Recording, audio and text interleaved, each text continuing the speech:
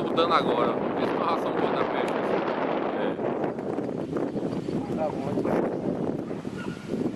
Eu tô revoltado com esse negócio.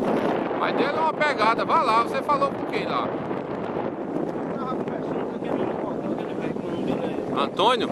Ele é um safado, não vale merda. Mas mesmo tem razão, né? É, mas aquilo não vale merda não. Ah, não? Vai lá falar com o dono. O dono É, entrar lá no escritório lá e fala com ele. Procura a irmã. Irmã, ó, isso aqui aconteceu. Quero que você me dê um parecer aí. Eu quero um laudo do veterinário, da veterinária. Manda a veterinária ir lá, mostra a ração, entendeu como é? Uhum. Perdi um cavalo, quando eu fui ver a ração tava tudo assim.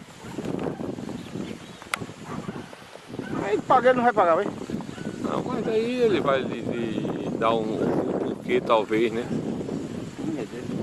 Entendeu? Porque pagar aqui, esse rapaz não vai pagar mesmo.